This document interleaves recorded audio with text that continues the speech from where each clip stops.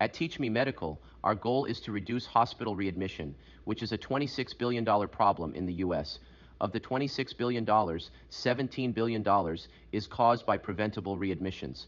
Of the $17 billion, $9 billion is thought to be due to medication non-adherence. To put into a bigger context of all healthcare costs, not just readmission, medication non-adherence costs $528 billion to the U.S. healthcare system, which potentially represents a market 20 times larger. As an example, a patient is discharged after treatment for CHF exacerbation, forgets which medications to take, does not get a call back from the doctor, and ends back in the emergency room with a worse problem. This makes sense, since if you forget what to do, and you don't get an answer, then you are not going to follow directions, and in medicine this leads to complications.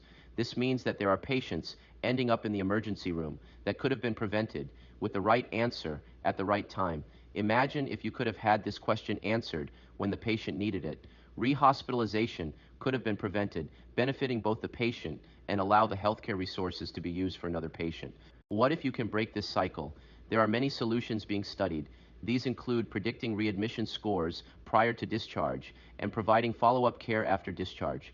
The best current solution is to have nurse coordinators follow up, which reduces rehospitalization by up to 20%, especially if the interaction occurs within 14 days. But the problem is that care coordinators are costly and not scalable. Therefore, resources are concentrated on the high-risk patients. Another potential solution is to use medical chatbots, but they don't give personalized answers, and there is no guarantee of privacy. Teach Me Now is a combination of the best features of the medical chatbot and care coordinators. What makes us different is that we offer privacy in the form of HIPAA-compliant medical data storage, accessibility to validated medical information that we have collected and verified, and 24/7 availability to our AIMD with a realistic conversation flow that simulates real human providers and speak more than 50 languages anytime, anywhere, any language. Our vision is that, upon discharge, patients upload their doctor visit summaries and converse with us as if they were talking to their own providers, and have their questions answered based on their own medical data, in a way that ensures accessibility, privacy, and availability. We are in the digital healthcare space, which is expected to grow to $900 billion by 2032, with a 25% compounded annual growth rate. In the short term, we will provide targeted advertising to pharmaceutical companies and subscription service to patients seeking advanced care. There is a subset of patients called superutilizers who are responsible for using up to 50% of healthcare resources. We believe they will be a segment that will adopt our vision early and evangelize it. Further, pharmaceuticals will be attracted to our ability to focus on patients specifically in need of their products. We will, of course, stay within regulatory and ethical guidelines for this phase. In the longer term, we will partner with insurance companies and healthcare systems to scale their care coordinator outreach programs.